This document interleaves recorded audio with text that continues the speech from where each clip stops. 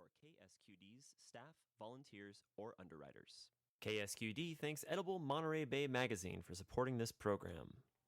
Edible Monterey Bay Magazine delivers the story on local food and drink across the region through its quarterly magazine and weekly newsletter. The fall issue is available now. Readers can sign up for the weekly newsletter at ediblemontereybay.com. KSQD Santa Cruz 90.7 FM, KSQT Prunedale 89.7 FM, and Translator K20HGE Monterey 89.5 FM.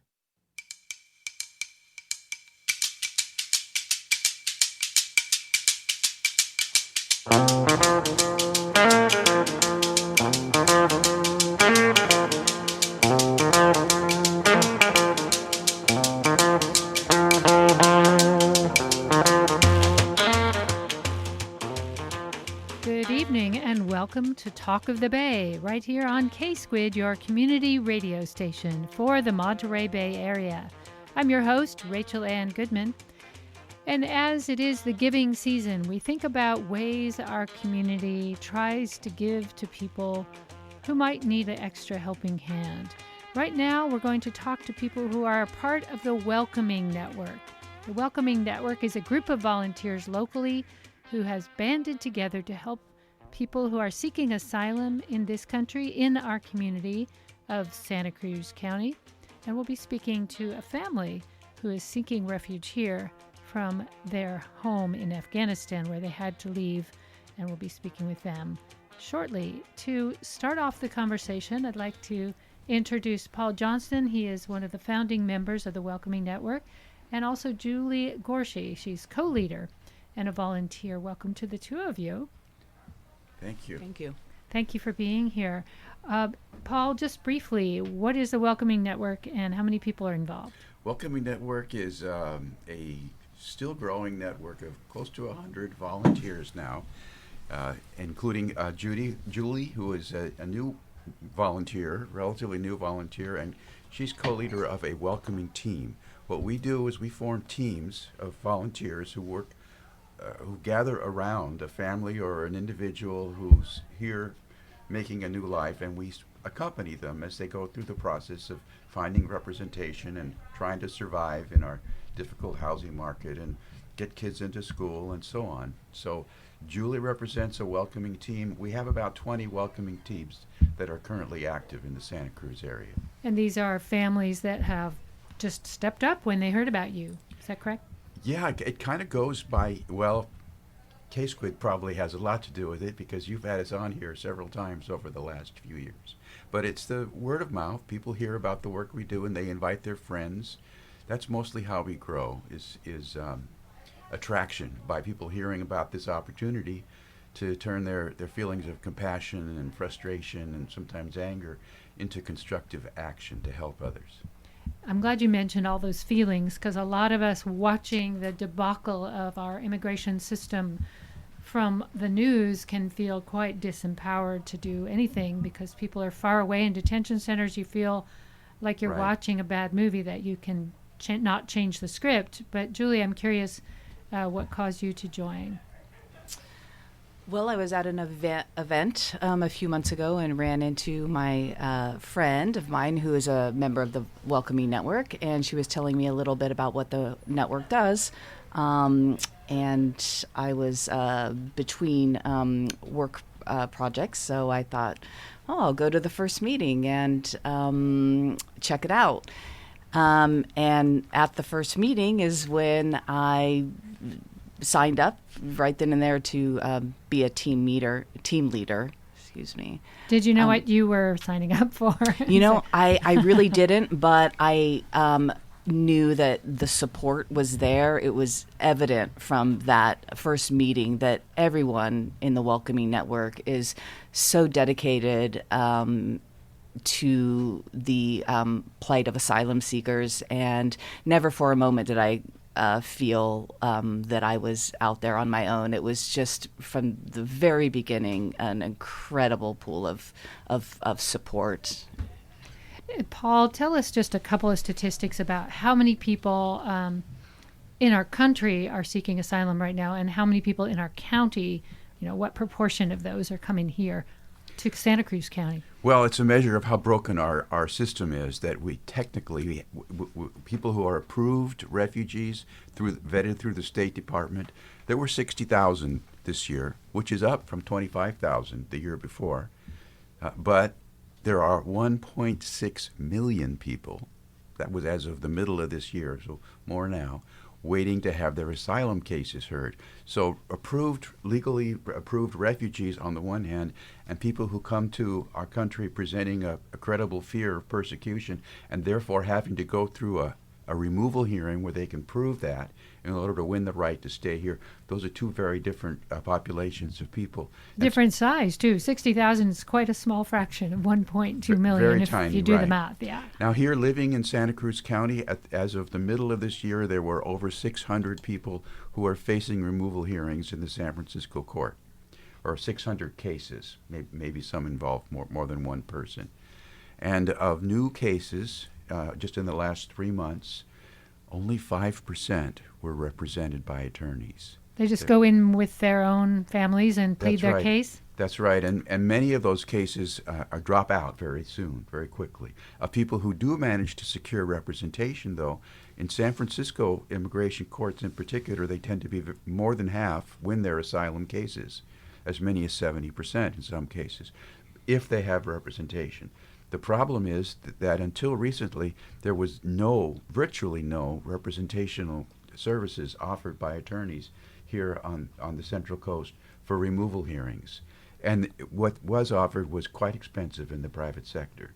So we're trying to catch up with other communities that have moved on this issue to establish the right to representation for all of our neighbors who face the threat of removal in removal hearings. And so for that reason, we've established something we call the Justice Fund. We started this justice campaign to win the right to representation, to support the development of nonprofit community-based legal services for removal defense. It's funded by our local governments, as they are funded in other communities, and also to invite pro bono attorneys to gather together and with our support and training and help to provide these kinds of services so that people won't be on their own when they face this terrible challenge of winning the right to stay here in the United States versus being sent back to the conditions that they were fleeing from.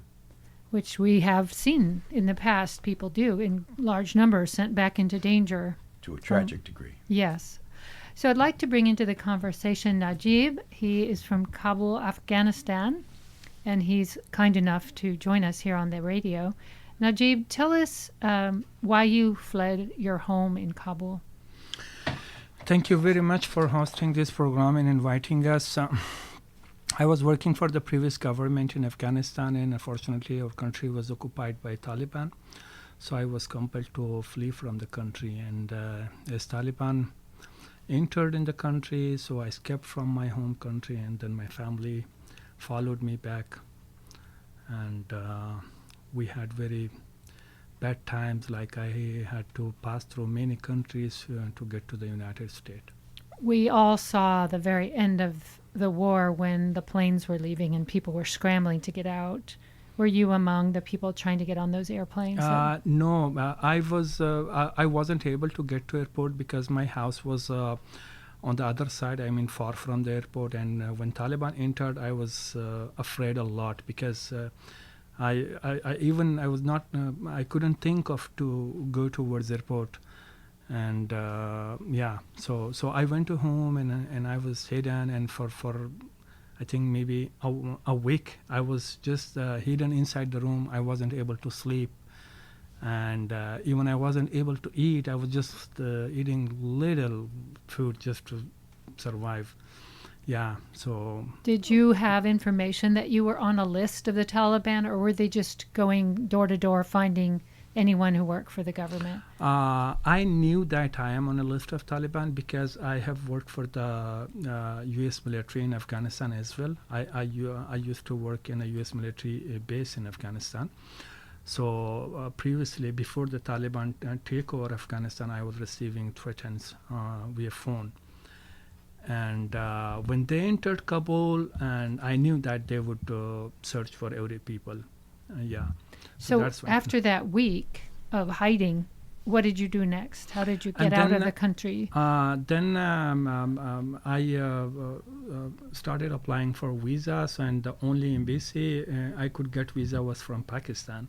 And then I went to Pakistan. I was there for almost 4 months, and then my visa was expired, and unfortunately they didn't extend it. And then I had to come hurriedly back to Afghanistan and get Iran visa, and then I came to Iran. And from Iran, then I was in Iran. My family joined me there, and then from Iran we went to Turkey, and from Turkey to Mexico, and then from Mexico we came to the United States. What a long journey. How long of a period of time is this journey taking you? I think almost 2 years. Yeah. So you were partly on airplanes, I assume, for some of it, and other times, what other way of getting there? We walked, we drove, and we flew. We experienced Every possible conveyance, right? Yes, of course. And you're here with your daughter Nadja. And Nadja, tell me what it was like to come to the United States for the first time. Hello. Hi. Thank you for inviting us. So, when I was in Afghanistan before Taliban, I used to go to school, but when Taliban came, I couldn't go to school, and such I couldn't go to park, I couldn't go to shop for buying something. And then my father went to the Pakistan, and it was a lot of hard for my mom. My mom was crying every night and every day. So what should I do with a lot of kids when my husband is not here and I don't have enough money? Like, how should I do? When I saw watching that one, I was, oh, my father is killing right now, so will be killed. The Taliban killed my father. It was so hard for me, and it was the سخت‌ترین لحظه زندگی. It was the most difficult time of my life. So, and then my father went to Iran, and we joined our father. So we went Iran to Turkish, and Turkish to Mexico, and Mexico to United States. And when we come in United States, we couldn't find a lawyer. So we need a lawyer for our paperwork and seeking asylum. My English is not good. My It's father very helping good. me. It's great to have help. And we will need a lawyer but we couldn't find so easily. And I think it took like 6 months. We find a lawyer for a half of our family, because we are a big family, and other our family don't have a lawyer right now. And that's why I want to become attorney immigration lawyer. So because I want to help people, and I want other people when they come there and passing the border, I want to help them. You are 18. I'm 18 right now. So you can go to college now. Yes, I'm going to college next year, and then law school, and I'm going to college and then university and then law school, and after law school, I want to become a lawyer, yeah. Well, there will be a job for you, it sounds like, because there's a huge need for this kind of service. So hurry up and get your degree, because you'll be a very big asset. Yeah, thank you. To people just like you who understand what it's like. Najib, I'm curious, after all that you went through, whether you feel like the United States is a fair place for immigrants to come. Do you feel like you've been treated fairly here? While I was in Afghanistan, before the Taliban takeover, I heard the news that U.S. is accepting asylum for those people who have worked for the U.S. government in Afghanistan. So that's why I tried to come here. Actually, I never thought to leave my country before that. I didn't want to do that. But unfortunately, while during our trip to the United States, while I was trying to come, my English is also not enough good as Najia. I can understand you perfectly. So, I think our listeners can too. Yeah. And after we crossed the border, I was given a list of pro bono services to contact them for the help. And then I was, as Nadia said, I was trying and keep calling, and I have tried for more than, I think, 50 pro bono organizations, but I wasn't able to get help. Yeah, and everyone was saying like you are out of our coverage area. Some was saying like we will put you on the waiting list, and some was saying like, oh, we are not taking this kind of cases, and it was very difficult. Yeah. Yeah, it sounds incredibly difficult. How did you settle on Santa Cruz? Did you know someone here, or? We didn't know anyone here. I have cousins. They have a family friend here in Santa Cruz, and they introduced me to him. In Bonnie Doon. In right? Bonnie Doon, yes.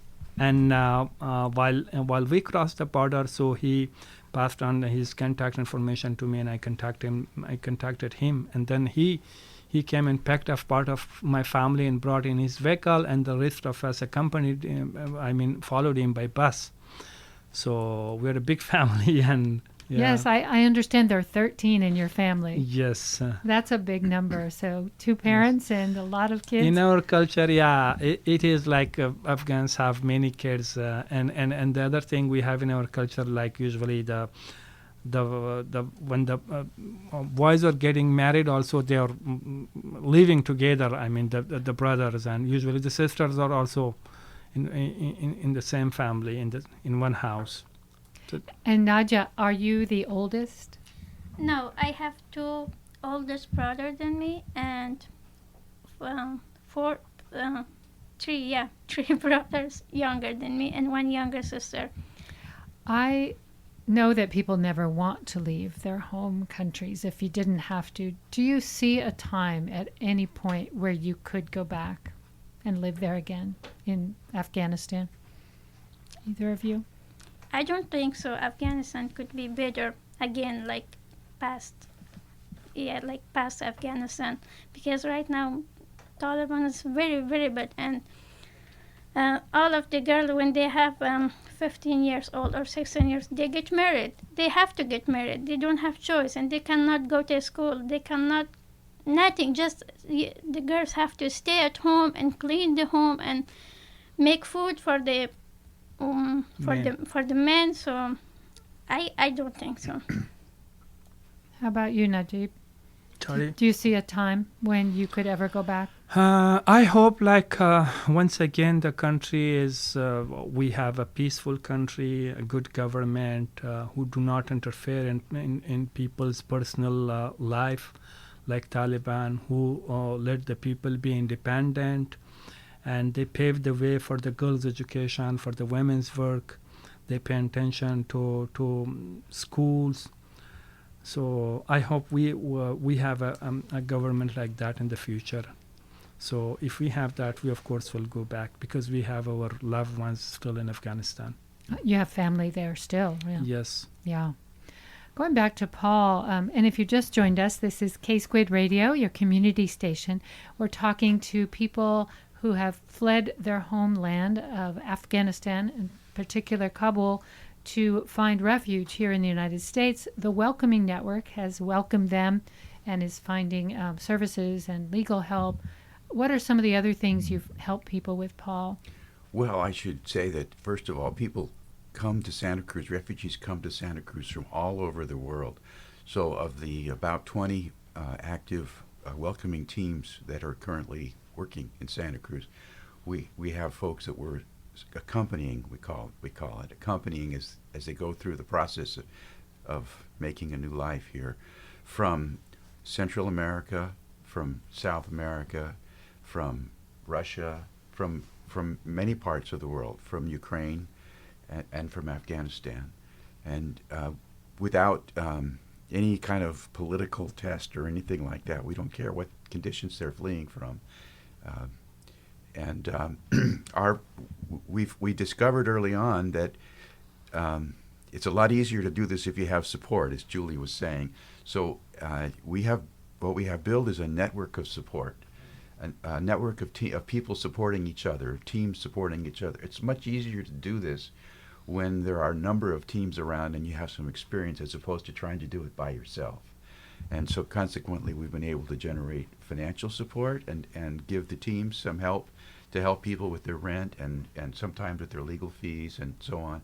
And we've learned our way around helping kids get into school, helping people navigate their entry to the medical system, to healthcare, helping people through the basic hoops they have to jump through in order to eventually qualify for a work permit and so forth.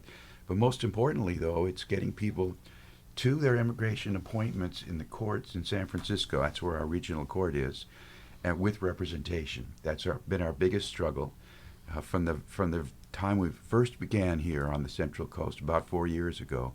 There was nobody providing removal defense services for folks, or you could only do it if you had $20,000 in your pocket, which very few people do. So now we've really begun to turn a corner because some of the community-based organizations are stepping up. Catholic Charities, the Community Action Board, the Watsonville Law Center, they're just bringing people on staff now. And we have growing numbers, well, we have small, but hopefully growing numbers of pro bono attorney volunteers. The main thing we need to do now is generate a funding stream comparable to some other counties in California, where this is seen as something that is a community responsibility to ensure that everyone has the right to representation when they're facing such a critical circumstance. And unfortunately, our immigration courts I like to say they've been trumped up, but they really never were very good in terms of people's rights. People don't have the right to representation. They only have representation if they can pay for it, or if they come from a community that's enlightened enough to provide what you might call a sort of a public defender system for folks facing the threat of removal.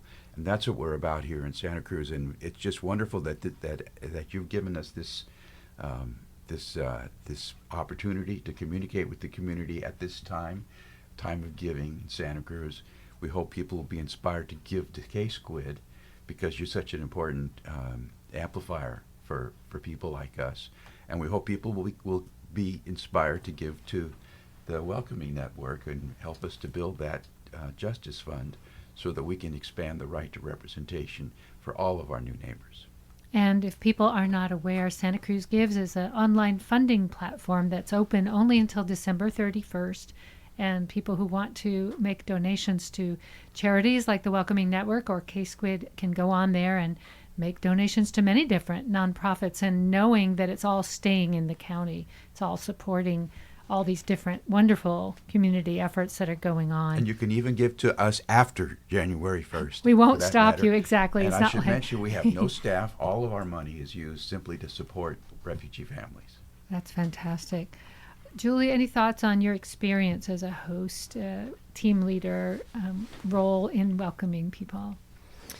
Well, quite honestly, this has been, no exaggeration, one of the greatest experiences of my life. I feel like my family has been expanded, and I'm so blessed to be able to now share my life with Nadia and Najib and the rest of their family. I'm also very lucky that they live just 2 blocks from me.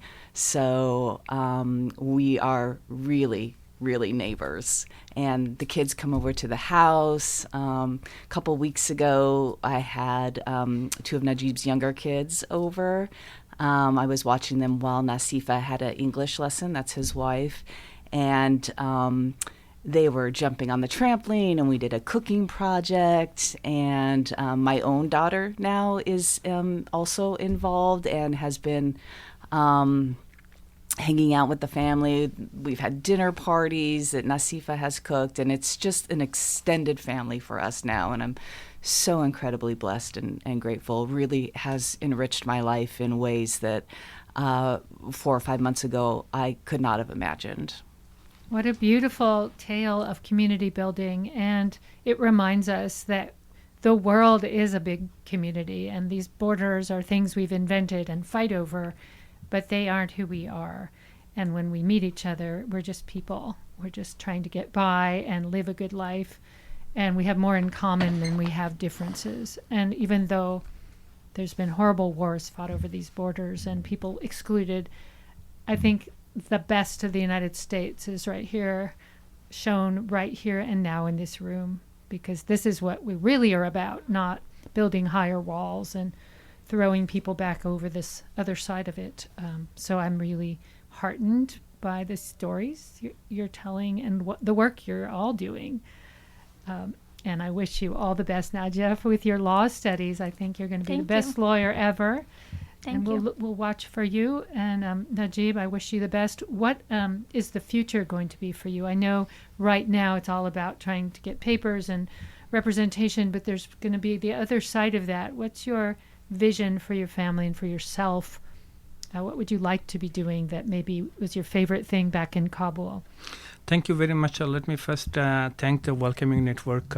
They are very helpful, and I'm very happy. I think my family is lucky, and we are all lucky because we are having their support with us. So I'm feeling really comfortable, and we are getting help from them. And thank you very much. Right now, we have no work permits. I have applied for the work permits, and our applications are under process. We have submitted our asylum applications. So when I get my work permit, I would like to work for sports, which I like it because I have worked for some time in Afghanistan National Olympic Committee as well. So that's my favorite work if I was able to get job somewhere. And I know that Los Angeles is hosting the Olympic 2008 here. So if I was able to get a job, I'll be very happy. Well, we're not too far from Los Angeles here. Yes, yeah. Certainly within a 6-hour drive. Beside that, I am helping my children with their schools and lessons. So I have many kids, as Nadia said. So the smallers are I have two in the elementary school, one in one in middle school, and then one in high school, and two of them are in college. Well, you have your hands full. You have a full-time job just with your family, I'm Yes. sure. In a way, that's a blessing in disguise, I suppose, to be able to spend that time. Yeah. Well, I thank you all for being here. It's been a great pleasure, and I wish you all the best in everything that happens next. Thank you so much. Thank you, Rachel. You're As welcome. always, thank you, Rachel. And Paul thank Johnston. you, K-Squid. Julie Gorshi, Najib, and Nadia from Afghanistan, thank you all for being here today You're on welcome. Talk of the Bay. I'm Rachel Ann Goodman. Stay tuned. We have another guest and another topic. We'll be talking about a special act that will be passed next year, hopefully, that will support the wildlands and wetlands and water resources of our county. All that coming up on Talk of the Bay.